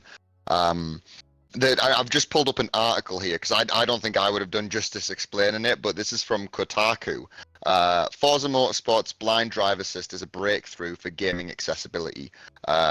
Recent Forza games have been trailblazing for upping the ante when it comes to accessibility. 2021's Forza Horizon 5 came with in-game sign language for cinematics and a time-slowing option for those with slower reaction times. Incredible stuff. This October's Forza Motorsport, talking about this one that we're all talking about, is aiming to push the boundaries even further, introducing a mode designed for blind players called Blind Drive Assist. Blind people can play a racing game. Now, tell me that's not insane. This is someone who got to... One second, Maker, I'm just about to finish what I'm going to say. Continuing from the article, Steve Saylor, a blind games player, has recently tested it out and tweeted to describe how the suite of audio cues and customization works. And reading his tweet, with Forza Motorsport's new suite of accessibility options, there is a brand new feature called Blind Drive Assist. But what is it? How does it work? Here's a quick rundown of it in action. And then shouts out a couple of other people. But I watched the video. The guy is enamored, and the whole community is, with what they've done to make this possible. I mean, blind people driving sounds surreal, right? It doesn't sound like a real thing. It sounds like something people would draw art of, or something for an ideal future. But it's awesome. It's awesome, and they've made it possible in this game. I'm not going to describe how it works because I've already talked loads, but it is insane, and that to me just wins this category. Well, I don't know about anything else. Thanks for bringing that insight. No, I appreciate it. I wanted to say, to me, it's going to be between Spider-Man and Forza. Like, Sony always does great with their accessibility, and on top of what Wilson said, specifically the blind drive assist, it has the audio cues where it will it'll make noises on the left and the right of your headphones to tell you how close you are to the side of the road, and it's so cool. Like I saw if you go on Twitter and look it up, you can actually find it. Just so you know, I closed my eyes and I still crashed. It didn't work for me. I voted for Marvel Spider-Man 2. Thank you. Ray, that's a you problem, not a game problem.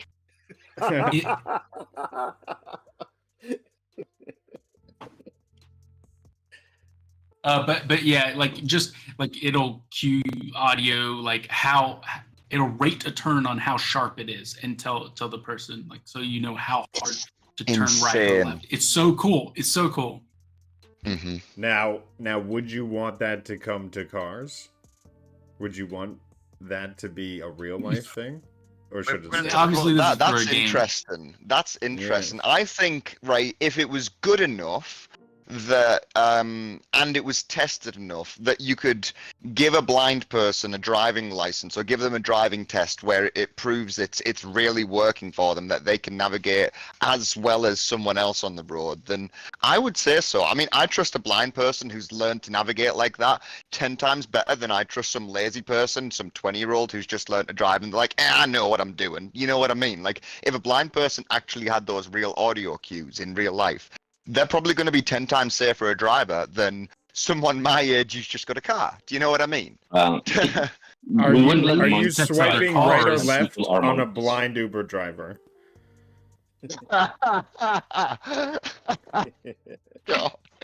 In 20 years, if this is fully fledged, and if on that blind Uber driver's profile it says has blind assist enabled and has a fully certified, and that was the last we heard of Wilson. Best performance awarded to an by the time we'll see that in real cars, we'll have self-driving cars as well. So yeah, it's a moot point. It kind of is. Yeah, it kind of is. But best performance, this one everyone can relate to, awarded to an individual for voice acting, motion, and or performance capture. So we have Ben Starr, Final Fantasy 16, I assume. Yep. Cameron Monaghan, you got it right. Star Wars. Idris Elba, Idris. Cyberpunk. Okay, thanks, Wilson. You want to It's a read guy's this? name. Right. I'm not going to correct you on a word, but it's his name. Say his name right. You know what I mean? Melanie. Ooh, oh damn it! Now I'm all in my head. Neil from Baldur's Gate 3, Newborn, and then we have Yuri Lathenthal from Marvel Spider-Man 2. He played Peter Parker. Yeah, like I mean, I love Yuri Lowenthal, but Neil Newborn is just like Astarion is Oh, another level. oh God! I have a hot take Who on is this, and I'm he? going to leave Can it you until tell me everyone who fangirls. Neil Astarion. Neil Astarion? Yeah. I mean, Kind of if looks you've like never- Astarion. if you've seen the I have clip a hot of take on this, Astarion but I'll let being all you Baldur's Gate lovers talk about them first, because I know you're all going to okay. pick So them. the like the line that Neil delivers in a scene that I haven't seen in the game myself, where there's a scene where apparently you can drop a building on him and then revive him, and they can talk to him afterwards. He's so angry and like I was right there. Like if you know the scene I'm talking about, you like that scene is just like one of the best acting I've ever seen in a single video game ever. Like that is next level. Like the whole delivery, the whole body language, everything, and yeah, I mean Baldur's Gate, like Neil makes Astarion so good, and also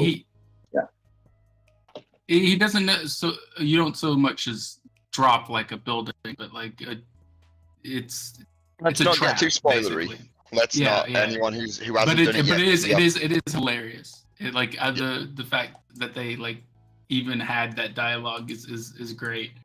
So yeah, I would give it to him. Ben Starr's a close second though. Any other Baldur's Gate lovers going to comment on Neil Newborn?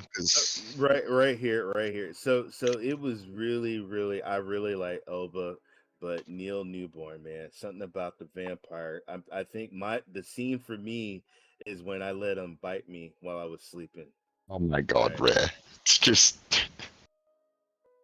So yeah, Neil Newborn. It's a tough one. It's a tough one. I mean, Elba was. I mean, he played his character. I don't know, just too sad for me. Yeah, he was a sad character, but he played it well. It was sad, and I love Neil Newborn. I thought was funny. I think he deserves it. I thought he made an awesome, funny vampire in BG3, and that's why I voted for him. SPG, are you going to lick up Neil Newborn's bum? Oh my God! Is that what I'm doing? Because let me look. Never mind. Go ahead. Oh my God, SPG, do you have any comments on Neil Newborn as Astarion? He does a fantastic job, bro. When he's standing there talking, he doesn't sound anything like Astarion, and then he can just snap right into it. It's definitely an alter ego of his, and I just think he did a marvelous job. But I do have to say this though. I'm a BG3 fanatic. But when it comes to this category, Idris might just have it because Cyberpunk, they did some amazing mocap work, and the character feels alive, and it's definitely Idris that's standing in front of you, or the character. So I don't know, man. It's definitely a toss-up. Both did a fantastic job, but as it goes for like literal acting, I think that Astarion did more. But Idris Elba's presence is more, if you get what I'm saying. I don't know. It's kind of hard to say. Neil Newborn is overrated. He's overrated. Listen, get into it. We'll let you have your piece here, and then we'll get to the vote. No, right. He's overrated, man. Right? He's brilliant. He is brilliant. I don't want to discount how amazing he did, because he did do great. Baldur's Gate was phenomenal. All the actors in there phenomenal. Neil Newborn did great, and I can't name them all off the top of my head. All the main cast ones who played Lae'zel and Shadowheart and XYZ. I can't. But personally, I feel like there was an overhype from Astarion since early access. People simped over him. People wrote fanfics about him and Halsin. That's why they did that whole vampire and bear thing on the panel from Hell. That was just playing into the audience's hand, because everyone, like, it was a long done thing. Them two having a fanfic relationship. So they worked on that and they played to that, which you can't blame them. All right, but there became this internet sensation, this whole trend, this love of Astarion when there's better characters. personally, in my opinion, I know this is an opinion, this is totally an opinion, but Lae'zel, the lady who played Lae'zel, phenomenal. All the lines that the narrator chick does, phenomenal. Who else? Karlach. I loved Karlach's story. She was great. Absolutely great. There's so many other actors who could have been highlighted, who I would have highlighted over Asterion, over Neil Newborn. I just think he's the nominee because he trended and he was the internet sensation out of them all, which it's a personal frustration and I'm salty. Rant over. Sorry. But also, have you seen the April Fool's joke from 2021, I think it is, with him? What's this? About when Legend jokingly announced that Asterion announced in a cutscene that was released on YouTube his new project, because he had seen your artwork and, well, they were a bit far off from the truth, darling, so he's launching OnlyFans. Oh my goodness! Oh, I did not see that. I did not see that. That one is also comedy gold. Well, Phoenix agrees that Karlach is her favorite as well. I'm surprised you didn't have any comments about Spider-Man. Karlach is my favorite character, but I think he nailed Asterion. Spider-Man what about Lae'zel, that voice of a reptile lady who evolves into an emotional creature if you play it right? Oh my god, there's so many other characters. So many other characters. Amelia Tyler as the narrator. Amelia Tyler, thank you. Giving her name credit. Thank you, Bjorn. I appreciate that. Brilliant. Amelia Tyler as the narrator is just also like she also does. Oh, she's the narrator. Here's the thing. Here's the problem with Baldur's Gate 3 this category. Every single companion actor and the narrator deserves this win, but you can only nominate so many. Like you wouldn't you guys have just these 10 actors from Baldur's Gate? Pick one. Like no. And do you guys, Maker and Rude, do you guys not have any comments about, and even Ray, any comments about the Spider-Man actor? My comments on the voice actor is that Yuri and Elba were the only two characters out of this that actually made me feel anything emotionally. And then Melanie actually made me incredibly curious, but I'm just put off by like the traversal element of Alan Wake. Like I just feel like it's very slow. And I know I stole this category, but I also have a mini rant that I will condense about Cameron Monaghan. Cameron Monaghan, Jedi Survivor. I just feel like he was hard done to. I think the lines that he was given and the arc he was given kind of ruined him as a character.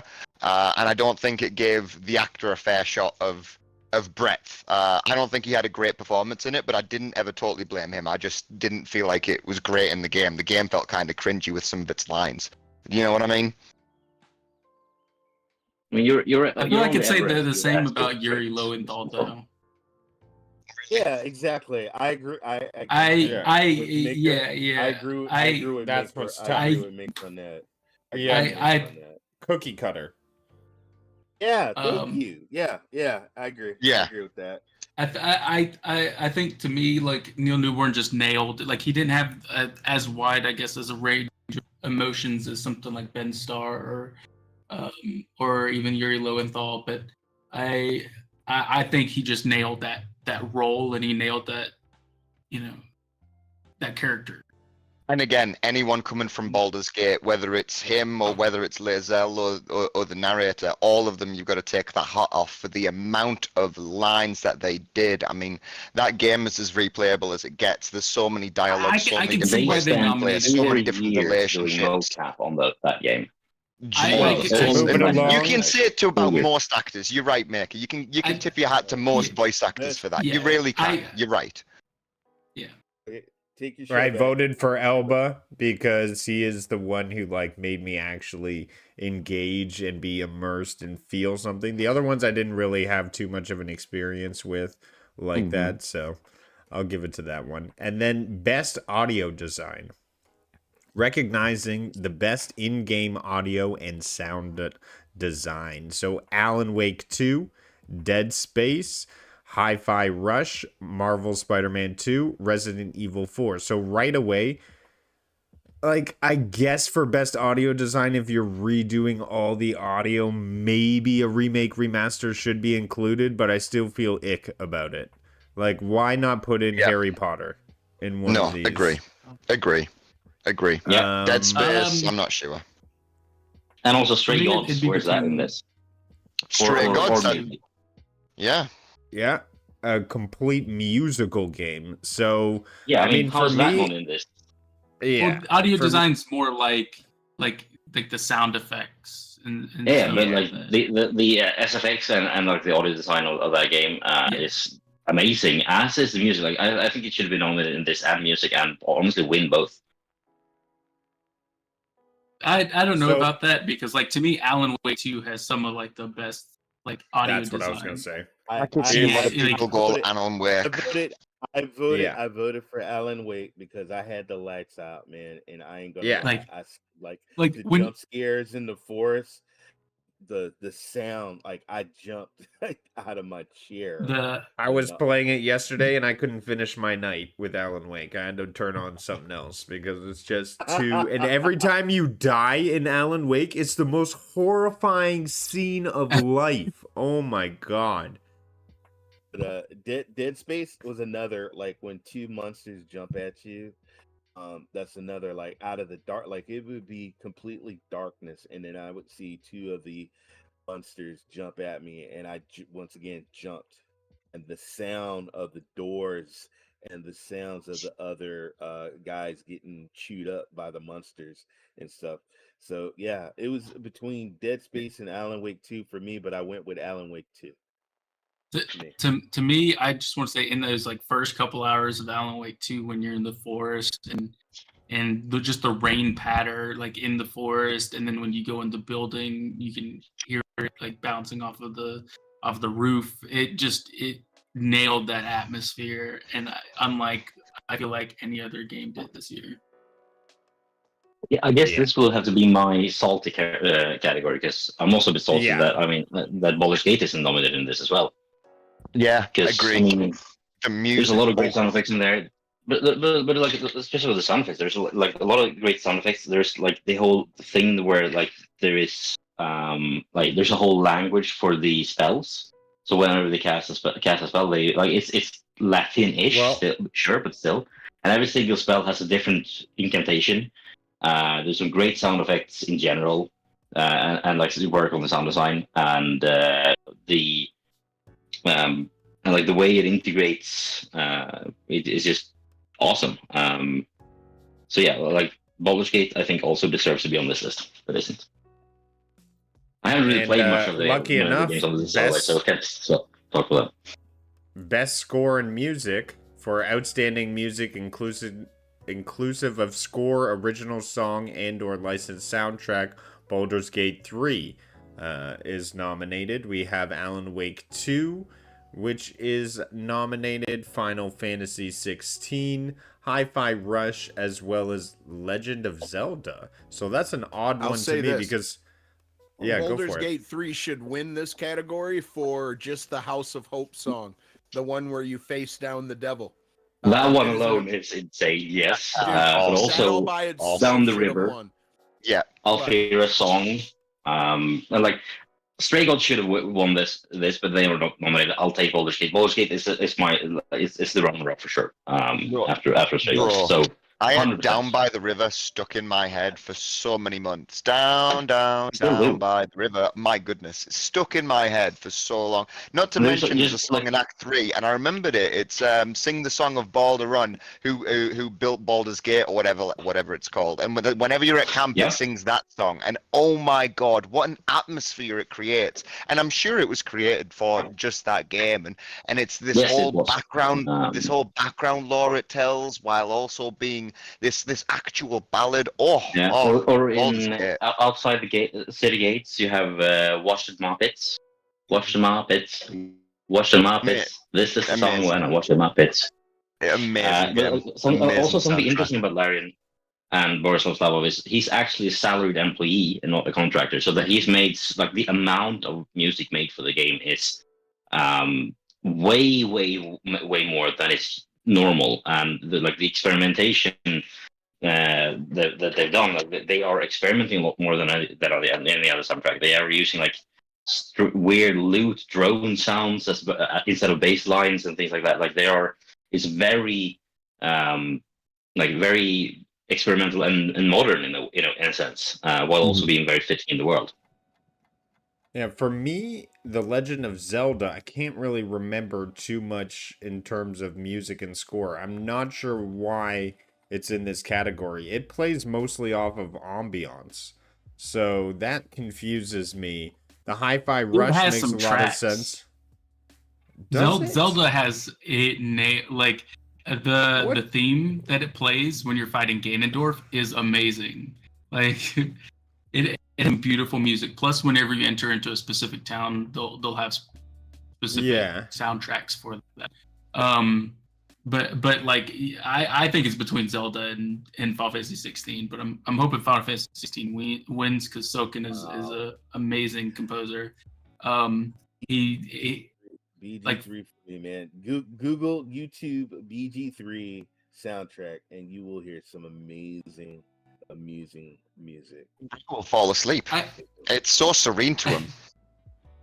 Final Fantasy 16 though, like Final Fantasy always has these high orchestral pieces that are like highly produced. It's just that's why I think it's probably gonna win because same with Zelda, they have big orchestral teams that make these music. It's great. Man, it's hard for me to vote. I mean, the only song I really jammed out to was Alan Wake 2 in those radios. See, I gotta give it up, but you guys forget Larian Studios is not like a big, huge. It's not Square Enix. It's not Bethesda, and that's why I gotta give them props, man, for what the game and the music and everything that they added to this game. That's why they're gonna win huge because of what they accomplished and the soundtrack. Well, we'll see. Amazing. Best art direction for outstanding creative and/or technical achievement in artistic design and animation.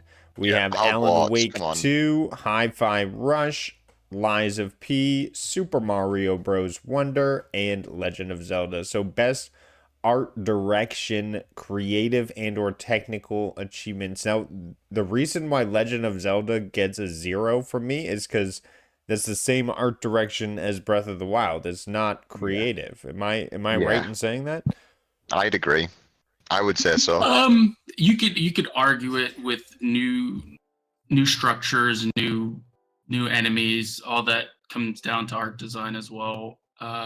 Like they have an entire new area. I guess the new enemies, the depths, but the art style is very similar. It is very similar, and that's why I don't think it's going to win. Yeah. I would much rather do like Hi-Fi Rush or Lies of P. I think they both did a great job with their art. Yeah, Lies of P with that mid-century France. They nailed the Pinocchio vibe. It was very dark and grim. I think I may give it up to Lies of P because I do appreciate that game. Mario is just more of Mario. Like that's why I feel like it's the same art direction they've been giving before. I'm sure Alan Wake deserves some type of credit in this category, but I can't give it because I've not seen a lot of Alan Wake 2. But Lies of P, all right, achievement in artistic design. Lies of P is a horrified adaptation of a story that we all know and love, Pinocchio, right? That art design, the way that they changed what we know and made this world that was different yet relatable, that they're now even going to build on with DLC, with Dorothy. I mean, that for me, that is just phenomenal. It's innovative. Do you know what I mean? David, are you puppet or are you human? I'm a human. I'm a real boy. BS. We've seen you. We've seen you oil your parts. This was tough for me because I thought Alan Wake was a beautiful, like design, the art and the when you go to the towns and the woods and stuff like that, and some of the drawings, the crime scenes, I thought was amazing. But the Liza P just knocks it out. I mean, Man, Pinocchio, come on. It's amazing. It's on a whole nother other Mm-hmm. level. Mm-hmm. So I had to vote for Liza P. Liza P. Well, When we you have start playing the game, you just like when you're running through the mansion, the building, and you just start looking at the marble floors and you start looking at the surroundings. Oh, yeah, 100%. Beautiful.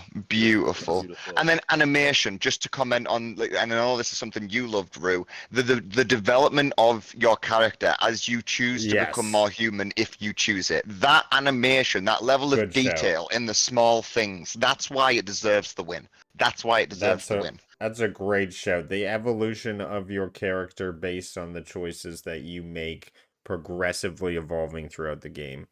That is a massive shout. So I will give it up to Liza P. Moving to Best Narrative for Outstanding Storytelling and Narrative Development in a Game. Miss Phoenix says, do we even think this needs to be discussed? She wants us to vote BG3. No, what does need to be discussed is this is a one where Cyberpunk has no right to be up there. This is one of the ones where it's got no right to be up there. Because it's not a game. Phantom Liberty is not a game. Best narrative in a game, well, this isn't a game. So, go away. It's a DLC. Sorry. Well, I mean, is it or is it not? It should be appreciated as a standalone piece of work. The people who worked on it did do something magical here, and it is a compelling, action, thrilling story. It's based in the cyberpunk world, but it's not a game. It's not a game. It's like a game's little brother or something like that. I like that. I like it. It's like a game's turd. A very polished turd. But that it looks after and calls a pet. Spider-Man was Spider-Man PG. Final Fantasy 16 I didn't experience. Alan Wake is an extremely well-told narrative, but we'll give it up to BG3 this year. 100%. 100%. Not like I have people influencing my decision. Yeah, would you have picked it for best narrative personally, Rue? Considering you haven't loved it that much, except for with your multiplayer experience. Yeah, that's true. I probably would have given it to Alan Wake 2. No, you wouldn't have given it a Spidey. I thought you loved the narrative of Spidey. Your heart was wrenched. I didn't like it. It was too short though. Where Alan Wake, I feel like that story is more compelling. I like that alternate universe, the FPC, that darkness, that control world. Like, it's really intriguing to me. It feels like Black Mirror. Hands down. To me, BG3 or Alan Wake. BG3, and then a strong runner-up would be Alan Wake 2. So we have the Best Game Direction Award for Outstanding Creative Vision and Innovation in Game Design Direction. It seems like we're seeing the same games here. Alan Wake 2, Baldur's Gate 3, Marvel's Spider-Man 2, Super Mario Wonder, Legend of Zelda Tears of the Kingdom. So Best Game Direction for Outstanding Creative Vision and Innovation in Game Direction and Design. It's so hard to, like... I mean, for me, wow, they really put Legend of Zelda and Baldur's Gate 3 head-to-head in so many categories. I was going to say, for me, I want to give credit to Zelda. I want to give credit to Alan Wake, but the obvious winner again feels Baldur's Gate for me. Yeah, I know. So, and also specifically for the reasoning that, I mean, the quote from Sven Vinke about how they will spend just as much love and time and energy on building something that 1% of their community or player base will actually ever see as something that 99% will. With the reasoning that they will then tell the others about how cool of a thing they experience, and that will make every other thing that you do in the game, even if it's a non-choice, feel that much more powerful because you know that this could have been one of those 1%. I think that mindset should be so celebrated that it has to win this. How is that not the best game direction ever? To me, Legend of Zelda easily beats this one. to me, Baldur's Gate 3 was a slight evolution to the Divinity Original Sin series. To me, there wasn't enough of a change for me to go, this was a huge innovation in design for them. I mean, it was more cinematic, which was really nice. But to me, Zelda, the creation of it, it just elevated something that they did in Breath of the Wild, but better. Like it was. That's true. I'll give it out for outstanding creative vision and innovation. They innovated when it came to Legend of Zelda. You can't the creation of the vehicles, it gave you so much freedom in solving these puzzles. It wasn't a strict this is how you solve this puzzle. You figure it out yourself and create it from here's the tools, go and do it. And I guess Baldur's Gate did that already, but to me it wasn't. It didn't really change because that was in Divinity Original Sin 2. You still had multiple ways to approach scenarios. I mean, Divinity Original Sin 2 did it as well, but they did it to 20% of what Baldur's Gate does. Baldur's Gate takes that. I wouldn't say that. It was like. I mean, I saw a video today where someone did a pacifist run and playing through the game without killing anyone. Which even getting through boss fight and not even them out. No, he's not knocking them out. He's avoiding combat completely. He's not killing anyone. He's not knocking anyone out. He's not even. Have to kill some people. No. He's figured out ways to get around those things as well. He's basically doing a full battle. You're forced to kill. Even one of the bosses was like, I just stood back and hid in the corner while this NPC killed this person. I had nothing to do with it. Oh, but I mean that's still killing it though. He specifically did not convince people to kill themselves or kill others. He was like, if I have have a finger in the game of ending someone's life, I have lost this challenge. And he's made it into, so far that I've seen in the videos, made it through Act 2. To me, that's not a pacifist run. Because to me, pacifist, it means you intentionally don't kill anyone. And that includes the NPCs that you control. This room, this room is supposed to be something you get to after you do this. Oh, but you can use this spell to unlock it and get through it anyway. Or you can use this spell to pass through a wall and end up in a region where you shouldn't technically be able to go, but they totally let you anyway. That I would say abolish. I disagree that Zelda. To me, that's like saying Elden Run speedrun is a pacifist run because I glitched it and the end boss just died on its own. Yeah, I'm just saying that the fact that you can do that you can't even do that in a game. You can solve puzzles in ways that we haven't thought of. Yeah, but there's specific things that have to happen, including certain deaths. I mean, for this specific video, I haven't seen more than up until Act 2, but so far he's done it. Well, we will vote on Zelda because it's my vote, and to each their own. But I appreciate all. You're wrong. Input. That's okay. Exactly, you're wrong. No, I appreciate. I appreciate the passionate input. I haven't come from Divinity Sin, and unfortunately, my run of BG3 consists of murdering everything in our path. So I don't have that same experience when it comes to my playthrough. But hey, I think we've given BG3 a lot of votes, and when it comes to right here, I think we'll have a lot to say. And to end off this show, we have Game of the Year, recognizing a game. And I want to read the description here because this is going to drive me. Recognizes a game that delivers the absolute best experience across all creative and technical fields. Well, all of a sudden, Spider-Man 2 does not make it in. Resident Evil does not make it in. And the art and the craft of the game. The art and the craft of the game has to be utmost perfect. Or highest tier, highest standard. And when it comes to Super Mario Bros. Wonder, I don't think it should be given to a 2D platformer. I just feel like even though it does a lot of things right, and innovation is delivered there, technical performance is there. I don't know, it just doesn't feel right. It just limits it. And then when we get to Alan Wake 2, I mean, that's a horror genre. I feel like that's so limiting to a wider scope of people. Automatically it is niched niche. So. But so, do you know what? We all want to give it to Baldur's Gate. Baldur's Gate is niche. And it's doing well to break out of those chains as a trend. You know what it is? But it's still a niche genre game.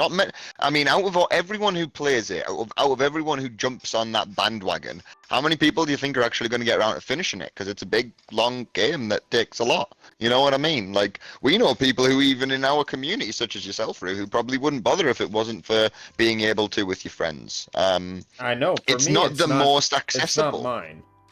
Yeah, it's exactly. It's not the most accessible. You can make a lot of wrong decisions really quickly and just die over and over again, like I did. Or you can try to save some stupid owlbear that doesn't even want to be saved, and then just murders you every time. And you're supposed to communicate with nature by default, but so there's things that I inherently just didn't understand about the fundamentals of Baldur's Gate 3 when I tried to play. I just got smacked in the face with its mechanics and said, no, you can't play this. I feel like Baldur's Gate, the issues the Baldur's Gate has all stem from D&D having issues. Specifically, especially when I compare it to other tabletop RPGs, D&D isn't that great of a system, but it works really well in a digital space. And I mean, as you said, I mean, it's not going to be for everyone, of course, but it is. The amount of streams I've seen of people I'm trying Baldur's Gate for the first time, and I've never touched a game like this before, and just loving it. It's it feels like it's YouTube and Twitch is just full of it. Yeah, and Neil J says it. I am a complete gaming noob, but I am well into Acts 3. So here's somebody he's obviously more adept than I am at picking this up, because I couldn't even make it into Acts 3. I kept dying left, right, and center. So kudos to you. I think my issue is my biggest complaint is Act 3 of Baldur's Gate 3. But for me, my favorite is Zelda this year. But I think BG3 is going to win just because it has that noise that kind of like Elden Ring did, where everyone picked it up and played it, even if you weren't into that type of genre. Creative and technical fields. I feel like Baldur's Gate really pushed. It really, especially from such a small company. I mean, it really did. The amount of variations, the amount of options, the amount of difference. And I'm sure, yeah, you're right, Mickey, you pigeonhole towards the end a little bit, and certain things are unavoidable in X, Y, Z. But, I mean, still, I just feel like art-wise, I feel like craft-wise, the engine that they made, and the options, the mechanics that they've got in there, the daft little hidden things that you don't even hear about until one of your friends tells you, oh, well, I found a chest which allows me to store everything on my person. Or, oh, well, if you throw something at a switch, well, that's a way to turn it off. Or, you know what I mean? Like, all these clever little mechanics, and this is where it gets into those technical fields from such a small team. It just blew it out the water. And I mean, regarding I feel you could also say that it's like, you gotta remember, it's about the journey, not about the end. And the journey up until that ending is out of this world. And even if the ending then ends up falling a little bit flat, does it take away that much of the full, like, the 100-hour journey you had up until that point? Really? I mean, Mass Effect 3 was criticized heavily for its ending. Yeah, but I mean, that ending basically retconned everything you had done in the game. Mass Effect 3 was heavily ridiculed for its ending, and then they tried to fix it post-game. Yeah, and I mean, I played it after that fix, and I didn't play it before the fix, and I found the ending to be like, oh well, that was a bit disappointing, but it wasn't bad. It's just so different. I mean, Alan Wake is great. It truly is. I see Callie there in chat saying Alan Wake too. But I just don't know what ways it pushed creative or technical feel. I mean, I would love to be enamored with an explanation. It's probably one of the best looking games I've ever played. Like, it's looks very good in terms of visuals. And the concept, it's super impressive. the story. It's very engaging. You want to discover more. They give you such like cliffhangers that you want to grab onto and keep knowing and figuring out. I want to explain just briefly one of the technical like aspects that is amazing about Alan Wake 2. It has one of the best transitions I've ever seen in a video game. And like you'll get these markers with a Sorry, with, Mick, with I'm not laughing at you. I just saw Ron Slusher in the chat. But it, like you'll be in an area and you'll have like a keyword like a cult leader or something like that, and you attach it to that map, and it will like before your eyes like the light flickers on and off, and then it'll cut off, and then next thing you know it's just you're in that new area, or the area's changed drastically, and it's really cool. I love it. Yeah, but in Spider-Man, you get hit with a giant Sandman, and then you're halfway across New York, and then you slingshot back to the giant Sandman. And you've got to give some credit to Spider-Man. You Sony ponies out there. Let's really talk about the different combat styles without getting too spoilery, because I know you could get into it a little spoilery. But the different combat variations, the Miles and Spider and Peter choices, all the different cameos and villains and other heroes you get to bump into. I imagine artistically and also then technically with that movement and combat, it really did something different to the first one, right? It evolved it for sure. There was a lot of things with the abilities that moved you, the wings, the traversal, the fast travel was unbelievably fast. I think you hit the nail on the head there with evolve, because I mean it evolved it. It didn't maybe innovate it and advance it. It evolved it.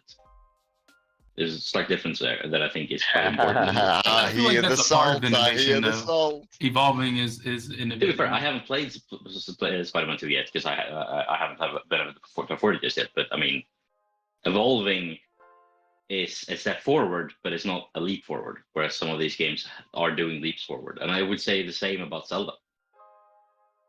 I think Zelda did a significant jump. Like, they leaped forward. Especially for the Switch. Especially on the Switch. The fact that it over doubled the size of the map is like, because the depths isn't a complete copy of the upground, and that's not even including the sky islands that they included in the game. Like, there's so much to that game that they have added over the first game, to where it drastically changed the game. To me, like, this comes from someone who thinks that Breath of the Wild is one of the worst Zeldas, to Tears of the Kingdom being one of my favorite Zeldas.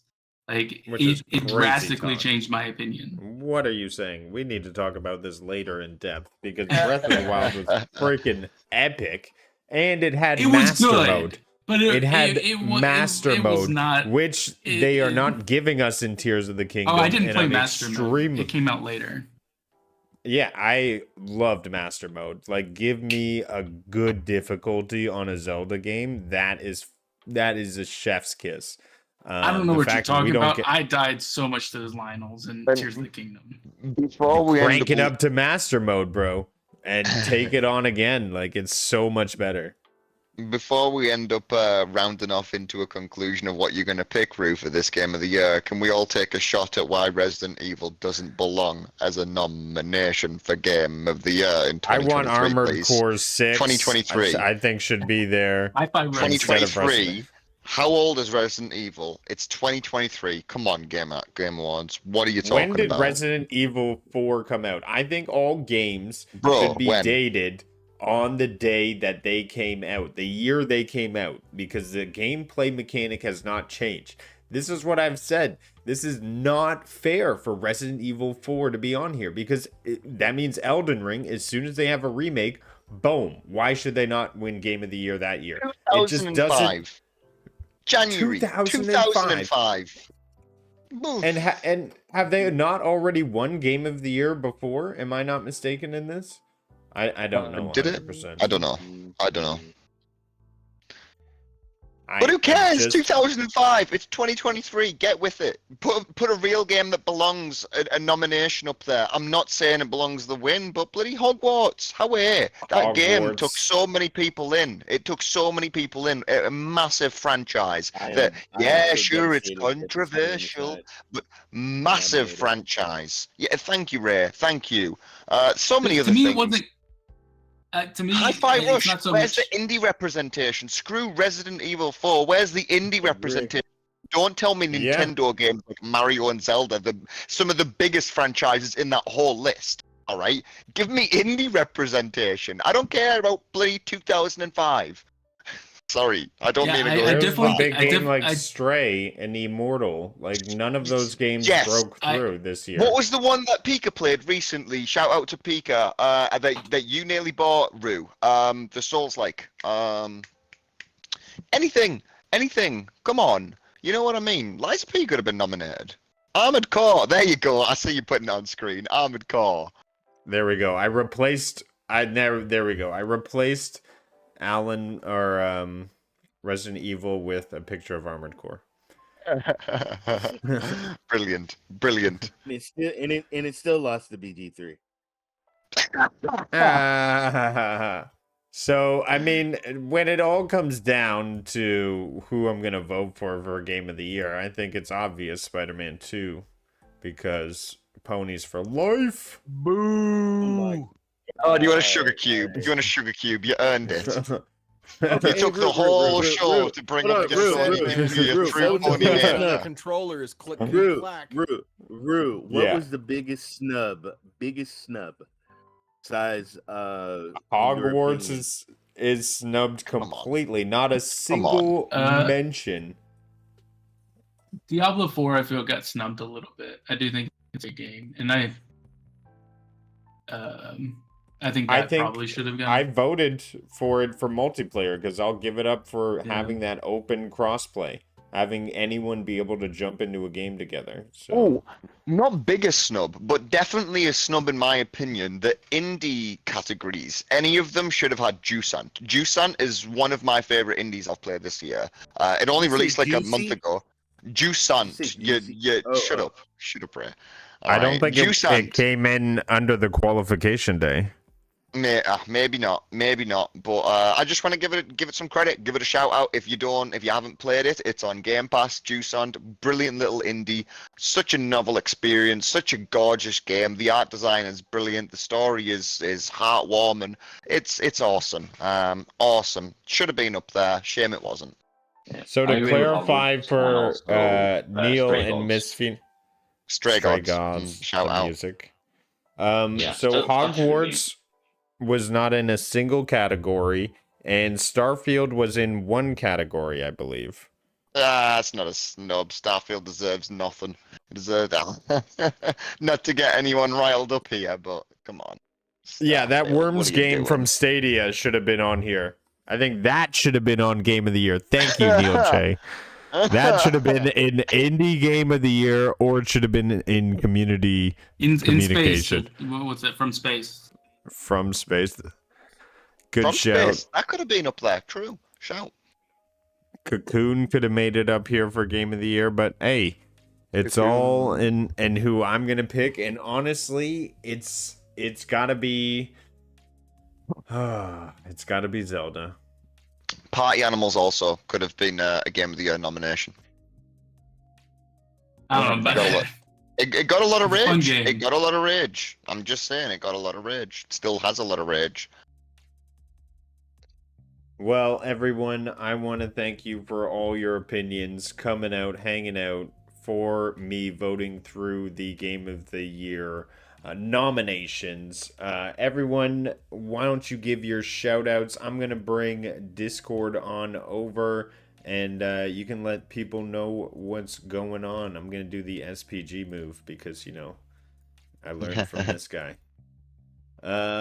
Let's go on, and we have Dad Plays Games. What's going on, Bjorn? What can we look forward to? Well, I'm working on my BG3 review. SPG's been lovely and helping me grab some B-roll, which is very helpful because otherwise that would take weeks. And yeah, I got some fun stuff down the line with the Metal Hellsinger and a follow-up to Road Warden. But other than that, Friday is the release date of Bluey the video game, and you know I'm gonna be all up about that. So Bluey from here on out, guys.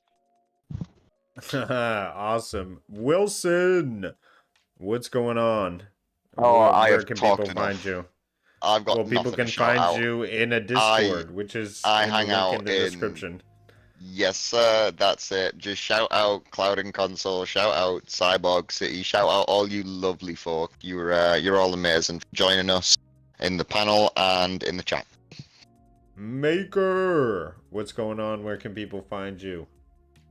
Twitch.tv/MakerChaos12 with a K. I'll be playing some Alan Wake too, probably. Awesome.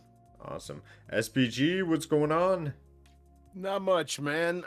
Tomorrow, Wednesday, I'm going to be trying to get at some BG3 to get after that murder hobo run, where we kill absolutely everything, and we're probably going to have a knife fight to find out who's the master at the end of the campaign. But should be a lot of fun. Tune in and check it out at Simply Pwned Gaming over at YouTube. Sweet, look forward to it. And Ray, the gaming cyborg, what's going on? Tonight, I'm going to be streaming a game, in my opinion, that should have got nominated for one ongoing game, community game, and that is Marvel Snap. Marvel Snap. I will be playing that Chapter 2, The Marvels, tonight on Ray3473 Twitch TV.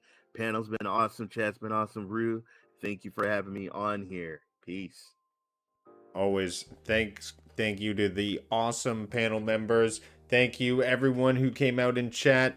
Don't forget to like, subscribe, join the Discord so you can follow all these awesome people. I'm gonna roll the credits and get out of here.